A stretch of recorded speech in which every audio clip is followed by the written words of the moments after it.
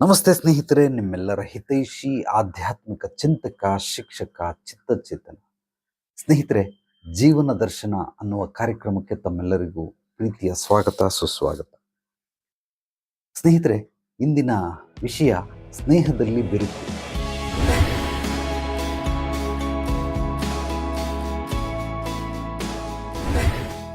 ಈ ವಿಷಯದ ಬಗ್ಗೆ ನಿಮಗೆ ಸಂಕ್ಷಿಪ್ತವಾದ ಮಾಹಿತಿಗಳನ್ನು ತಿಳಿಸ್ತೀನಿ. ಸಾಕಷ್ಟು ಜನ ಪಾಪ ಬಹಳ ಆತ್ಮೀಯರಾಗಿರ್ತಾರೆ.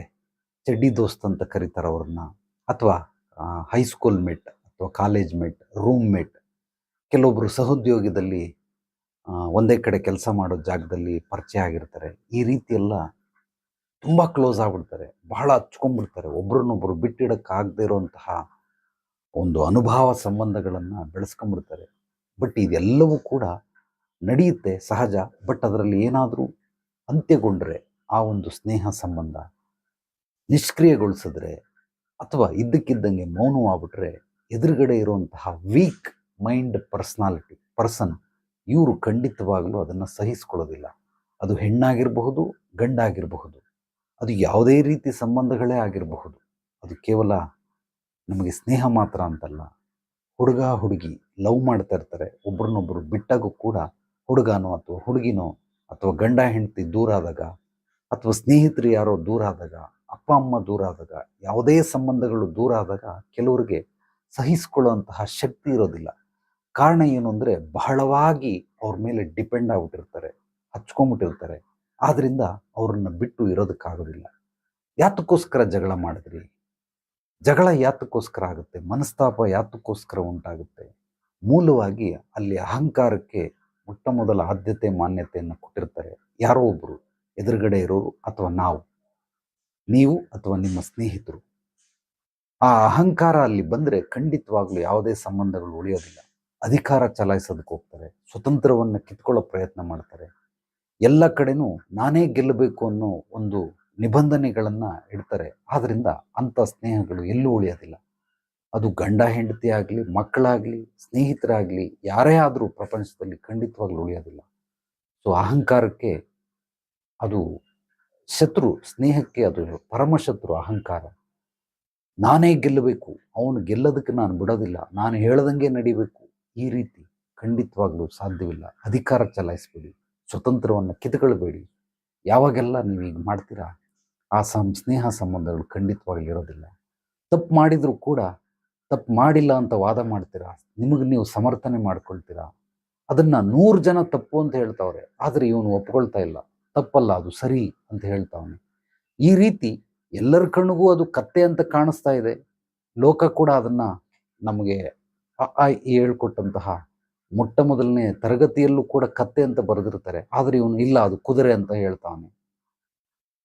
ಕುದುರೆ ಅಲ್ಲ ಕಣೋ, ಕತ್ತೆ ಇದು ಅಂತ ಹೇಳಿದ್ರು ಕೂಡ ಇಲ್ಲ, ಅದು ಕುದುರೆ ಅಂತಲೇ ಹೇಳ್ತಾವನೆ. ಯಾವಾಗ ನಾವು ಇವನಿಗೆ ವಿರುದ್ಧವಾಗಿ ಈ ರೀತಿ ಮಾಡ್ತೀರಿ? ಇವರೆಲ್ಲ ಪರಮ ಸ್ವಾರ್ಥಿಗಳು. ಆದ್ದರಿಂದ ಇಂಥವ್ರ ಜೊತೆ ಖಂಡಿತವಾಗ್ಲೂ ಬದುಕೋದಕ್ಕೆ ಸಾಧ್ಯವಿಲ್ಲ. ಇಂಥವರೆಲ್ಲ ನಿಮ್ಮಿಂದ ದೂರ ಇರೋದೇ ವಾಸಿ, ಹತ್ರ ಇರೋದಕ್ಕೆ ಖಂಡಿತವಾಗ್ಲೂ ಅವರು ಯೋಗ್ಯರಲ್ಲ, ಅರ್ಹರಲ್ಲ. ಕೆಲವರು ತಪ್ಪನ್ನು ಒಪ್ಪಿಕೊಂಡು ಕ್ಷಮೆಯನ್ನು ಯಾಚಿಸ್ತಾರೆ, ನಂದು ತಪ್ಪಾಯಿತು ಅಂತ. ಮತ್ತೆ ಕೆಲವರು ನೀವು ಏನೇ ದೇವರೇ ಬಂದು ಹೇಳಿದ್ರು ದೇವ್ರಿಗೂ ಕೂಡ ವಾದ ಮಾಡ್ತಾರೆ, ನಾನು ತಪ್ಪು ಮಾಡಿಲ್ಲ, ನಾನು ಮಾಡಿದ್ದು ಸರಿ, ನೀನು ತಿಳ್ಕೊಂಡಿರೋದು ತಪ್ಪು, ನೀನು ನನಗೆ ವಾದ ಮಾಡ್ತಾ ಇದ್ದಿಲ್ಲ, ಇದು ತಪ್ಪು ಅಂತ ಹೇಳುವಂತಹ ತರ್ಕ ಪಂಡಿತರು, ಪರಮಸ್ವಾರ್ಥಿಗಳು, ಪರಮ ಅಜ್ಞಾನಿಗಳು ನಮ್ಮ ಜಗತ್ತಿನಲ್ಲಿ ಸಾಕಷ್ಟು ಜನ ಇದ್ದಾರೆ. ಆದ್ದರಿಂದ ಅವ್ರಿಗೆಲ್ಲ ವಾದ ಮಾಡಿ ಖಂಡಿತವಾಗ್ಲೂ ಗೆಲ್ಲೋದಕ್ಕಾಗೋದಿಲ್ಲ. ವಾದ ಅಂತಂದರೆ ನ್ಯಾಯಕ್ಕೋಸ್ಕರ ವಾದ ಮಾಡೋದ್ರಲ್ಲಿ ಅರ್ಥ ಇದೆ. ವಿತಂಡವಾದ ಅಂತ ಕರೀತಾರೆ. ಇಂಥವ್ರ ಹತ್ರ ಇವರೆಲ್ಲ ವಿತಂಡವಾದಿಗಳಾಗಿರೋದ್ರಿಂದ ಇಂಥವ್ರನ್ನ ಖಂಡಿತವಾಗ್ಲೂ ಗೆಲ್ಲೋದಕ್ಕಾಗೋದಿಲ್ಲ. ಇಂಥವ್ರ ಹತ್ರ ಇರೋದಕ್ಕಿಂತ ಇಲ್ಲದೇ ಇರೋದೇ ವಾಸಿ. ಆದ್ದರಿಂದ ಇಂಥವ್ರಿಂದ ದೂರ ಇದ್ಬಿಡಿ. ಯಾರೇ ಆದರೂ ಪರವಾಗಿಲ್ಲ, ಅವನ ಗಂಡ ಆಗಲಿ, ಹೆಂಡತಿ ಆಗಲಿ, ಅಪ್ಪ ಅಮ್ಮ ಆಗಿರಲಿ, ಸ್ನೇಹಿತರಾಗಿರಲಿ, ನೆರೆಹೊರೆಯವರು, ಬಂಧು ಬಳಗದವರು, ಯಾರೇ ಆದರೂ ವಿತಂಡವಾದ ಮಾಡೋರು ಖಂಡಿತವಾಗಲೂ ಈ ಭೂಮಂಡಲದಲ್ಲಿ ಇರೋದಕ್ಕೆ ಯೋಗ್ಯರೇ ಅಲ್ಲ.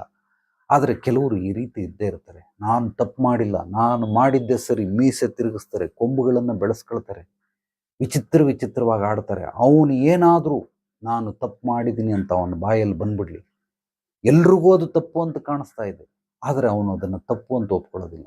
ಅದು ಅವನು ವಾದ ಮಾಡ್ತಾವನೆ, ನಾನು ಮಾಡಿದ್ದೆ ಸರಿ, ನಾನು ಹೇಳಿದ್ದೆ ಸರಿ, ನಂದೇ ರೈಟು, ನಿಮ್ಮದು ರಾಂಗು, ನಾನು ಒಳ್ಳೆಯವನು, ನೀವು ಕೆಟ್ಟವರು. ಈ ರೀತಿ ಕೆಲವರು ಕುಟುಂಬದಲ್ಲಿ, ಕೆಲವರು ಸ್ನೇಹ ವರ್ಗದಲ್ಲಿ, ಕೆಲವರು ಸಮಾಜದಲ್ಲಿ ಇರ್ತಾರೆ. ದಯಮಾಡಿ ಇಂಥವ್ರಿಗೆ ಅವ್ರ ಜೊತೆ ಬಾಯಿಗೆ ಬಾಯಿ ಕೊಟ್ಟು ಅವ್ರ ಜೊತೆ ಕತ್ತಿನ ಪಟ್ಟೆ ಹಿಡ್ಕೊಂಡು ಯುದ್ಧ ಮಾಡೋದಾಗಲಿ, ಜಗಳ ಮಾಡೋದಾಗಲಿ ಖಂಡಿತವಾಗ್ಲೂ ಯಾವುದೂ ಉಪಯೋಗಕ್ಕೆ ಬರಲ್ಲ. ಇಂಥವರೆಲ್ಲ ಪರಮ ಪಾಪಿಗಳು. ಆದ್ದರಿಂದ ಅಂಥವ್ರನ್ನ ಬಿಟ್ಬಿಟ್ಟು ನೀವು ಚೆನ್ನಾಗಿ ಯೋಚನೆ ಮಾಡಿ, ಪ್ರಸ್ತುತ ಸ್ಥಿತಿಯಲ್ಲಿ ನಿಮ್ಮ ಬಳಿ ಯಾವ ಯಾವ ವ್ಯಕ್ತಿಗಳಿದ್ದಾರೆ, ವಸ್ತುಗಳಿವೆ, ವಿಚಾರಗಳಿವೆ, ಇದೆಲ್ಲವೂ ಕೂಡ ನಿಮ್ಮ ಅವಶ್ಯಕತೆಗಳನ್ನು ಪೂರೈಸೋಕ್ಕೋಸ್ಕರ ಇದ್ದಾವೆ. ಏನೇನು ನಿಮ್ಮ ಬಳಿ ಇಲ್ಲ ಅದೆಲ್ಲವೂ ನಿಮಗೆ ಅನಾವಶ್ಯಕ, ಆದ್ದರಿಂದ ಅದು ನಿಮಗೆ ಸಿಕ್ಕಿಲ್ಲ. ಆತನ ನಿಮ್ಮ ಒಂದು ಋಣ ಇಲ್ಲಿವರೆಗೂ ಮಾತ್ರ ಇತ್ತು.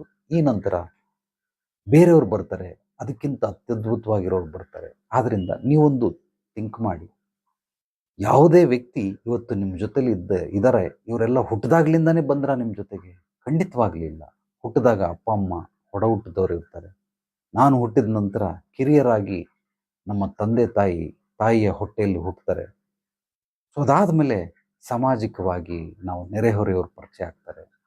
ಬಾಲ್ಯದಲ್ಲಿ ಸ್ನೇಹಿತರು ಬೇರೆ ಇರ್ತಾರೆ, ಶಾಲಾ ಕಾಲೇಜ್ಗೆ ಹೋದ್ಮೇಲೆ ಬೇರೆಯವ್ರು ಆಗ್ತಾರೆ, ಡಿಗ್ರಿಗೆ ಹೋದ್ಮೇಲೆ ಬೇರೆಯವ್ರು ಆಗ್ತಾರೆ, ಹೊರದೇಶಕ್ಕೆ ಹೋದರೆ, ಹೊರ ರಾಜ್ಯಕ್ಕೆ ಹೋದರೆ ಬೇರೆಯವ್ರು ಆಗ್ತಾರೆ, ಕೆಲಸ ಮಾಡಬೇಕಾದ್ರೆ ಬೇರೆಯವ್ರು ಆಗ್ತಾರೆ. ಆ ರೀತಿ ಹಲವಾರು ಜನ ನಮ್ಮ ಜೀವನದಲ್ಲಿ ಬರ್ತಾನೆ ಇರ್ತಾರೆ, ಹಲವಾರು ಜನ ನಮ್ಮ ಜೀವನದಿಂದ ಹೋಗ್ತಾನೆ ಇರ್ತಾರೆ.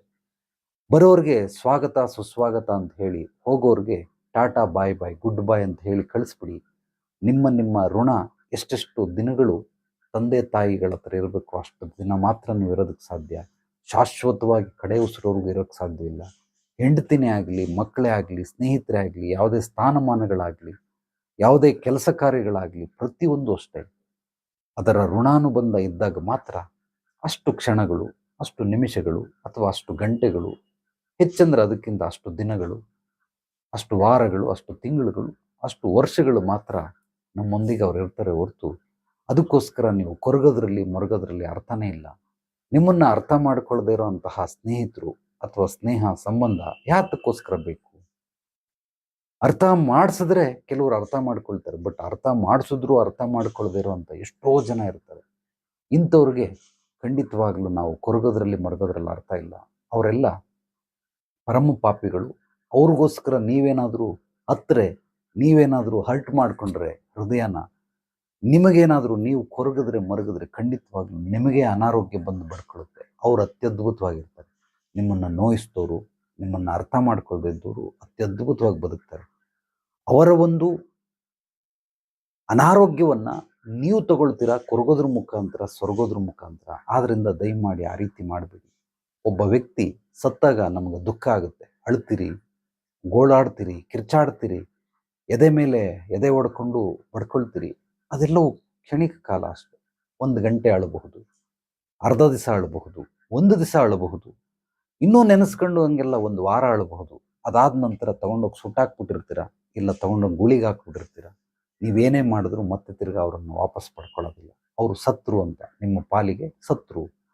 ಅದನ್ನು ನೀವು ಹೇಗೆ ಅಕ್ಸೆಪ್ಟ್ ಮಾಡ್ಕೊಂಡಿರ್ತೀರೋ ಅದೇ ರೀತಿ ನಿಮ್ಮ ಒಂದು ಜೀವನದಿಂದ ಹೊರಗೋದಂತಹ ಸ್ನೇಹಿತರು, ಯಾವುದೇ ಸಂಬಂಧಗಳಲ್ಲಿ ಇದ್ದಂಥವರು ನಿಮ್ಮನ್ನು ಬಿಟ್ಟು ಹೋದಾಗ ಸತ್ರು ಅಂತ ಅನ್ಕೊಂಬಿಡಿ. ಖಂಡಿತವಾಗ್ಲೂ ನಿಮಗೆ ದುಃಖ ಆಗೋದಿಲ್ಲ. ಅಕಸ್ಮಾತ್ ದುಃಖ ಆದರೂ ಕೂಡ 1 ದಿವಸ ಪೂರ್ತಿ ಹತ್ಬಿಡಿ. ಸೊ ದೇವರಲ್ಲಿ ಪ್ರಾರ್ಥನೆ ಮಾಡ್ಕೊಳ್ಳಿ, ಅವರು ಎಲ್ಲೇ ಹೋದರೂ ಅವ್ರ ಆತ್ಮಕ್ಕೆ ಶಾಂತಿ ಸಿಗಲಿ ಅಂತ ಹೇಗೆ ಸತ್ತೋರಿಗೆ ನಾವು ಶಾಂತಿಯನ್ನು ಕೋರ್ತೀರಿ, ಅದೇ ರೀತಿ ನಿಮ್ಮ ಸ್ನೇಹ ಸಂಬಂಧವನ್ನು ತೊರೆದು ಹೋದಂಥವ್ರಿಗೆ ಅವ್ರ ಆತ್ಮಕ್ಕೆ ಶಾಂತಿ ಸಿಗಲಿ, ಭಗವಂತ ಒಳ್ಳೇದು ಮಾಡಲಿ ಅಂತ ಹೇಳಿ ಅವ್ರಿಗೆ ಹಾರೈಸಿ, ಆಶೀರ್ವದಿಸಿ. ಖಂಡಿತವಾಗಲೂ ನೀವು ಆ ದುಃಖದಿಂದ ಪಾರಾಗೋದಕ್ಕೆ ಈ ಅತ್ಯದ್ಭುತವಾದ ಸೂತ್ರಗಳನ್ನು ನೀವೆಲ್ಲರೂ ಅಳವಡಿಸ್ಕೊಳ್ಳಿ. ದಿನನಿತ್ಯ ಸಂಜೆ 7 ಗಂಟೆಗೆ ಜೀವನ ದರ್ಶನ ಅನ್ನೋ ಕಾರ್ಯಕ್ರಮದಲ್ಲಿ ನೀವು ಕೇಳುವಂತಹ ಪ್ರಶ್ನೆಗಳನ್ನು ದಿನಕ್ಕೊಂದು ವಿಷಯವಾಗಿ, ಆ ವಿಷಯದ ಬಗ್ಗೆ ನಿಮಗೆ ಎಷ್ಟು ಸಾಧ್ಯವಾಗುತ್ತೋ ಅಷ್ಟು ಬಿಡಿಸಿ ಸಂಕ್ಷಿಪ್ತವಾಗಿ ಉದಾಹರಣೆ ಮೂಲಕ ವಿವರಣೆಗಳನ್ನು ಕೊಡ್ತಾ ಇರ್ತೀನಿ. ಸೊ ಯಾರಿಗೆ ಯಾವುದೇ ರೀತಿ ಸಮಸ್ಯೆಗಳಿದ್ದರೂ ನೇರವಾಗಿ ಬಂದು ಭೇಟಿ ಮಾಡಿ, ನಿಮ್ಮ ಪೂರ್ವಾಪರಗಳನ್ನು ಕೂಲಂಕುಷವಾಗಿ ಪರಿಶೀಲನೆ ಮಾಡಿ ನಿಮ್ಮ ಸಮಸ್ಯೆಗೆ ಪರಿಹಾರಗಳನ್ನು ಕೊಟ್ಟು ಭವಿಷ್ಯದಲ್ಲಿ ನಿಮ್ಮ ಯಶಸ್ಸು, ಕೀರ್ತಿಗೆ, ಗುರಿ ಸಾಧನೆಗೆ ನಿರಂತರವಾದ ಬೆಂಬಲ ಮತ್ತು ಮಾರ್ಗದರ್ಶನ ಸುಬೋಧಿನಿ ಆಧ್ಯಾತ್ಮಿಕ ಪರಿಹಾರ ಕೇಂದ್ರದಲ್ಲಿ ನಿಮಗೆ ಸಿಕ್ಕುತ್ತೆ. ಅದನ್ನೆಲ್ಲರೂ ಸದುಪಯೋಗ ಪಡಿಸ್ಕೊಳ್ಳಿ. ನಮ್ಮ ಚಾನಲನ್ನು ಮೊದಲನೇ ಬಾರಿ ಭೇಟಿ ನೀಡಿದರೆ ತಪ್ಪದೇ ಮರೆಯದೆ ಸಬ್ಸ್ಕ್ರೈಬ್ ಮಾಡಿ, ಲೈಕ್ ಮಾಡಿ, ಕಮೆಂಟ್ ಮಾಡಿ. ನಿಮ್ಮ ಅನಿಸಿಕೆ ಅಭಿಪ್ರಾಯಗಳನ್ನು ನನ್ನ ವಾಟ್ಸಪ್ ನಂಬರ್ಗೆ ವಾಯ್ಸ್ ಮೆಸೇಜ್ ಕೂಡ ಈ ವಿಡಿಯೋವನ್ನು ನಿಮ್ಮೆಲ್ಲ ಸ್ನೇಹಿತರಿಗೆ ಆತ್ಮೀಯರೇ ತಪ್ಪದೆ ಮರೆಯದೆ ಶೇರ್ ಮಾಡಿ. ಎಲ್ರಿಗೂ ಒಳ್ಳೆಯದಾಗಲಿ. ನಾಳೆ ಮತ್ತೆ ಭೇಟಿಯಾಗೋಣ ಮತ್ತಷ್ಟು ಸತ್ವಭರಿತ ವಿಚಾರಗಳೊಂದಿಗೆ. ಎಲ್ಲರೊಳಗಡೆಗಿರುವ ಭಗವಂತನಿಗೆ ನನ್ನ ಭಕ್ತಿಪೂರ್ವ ಪ್ರಣಾಮಗಳು. ಸರ್ವೇ ಜನೋ ಸುಖಿನೋ ಭವಂತು.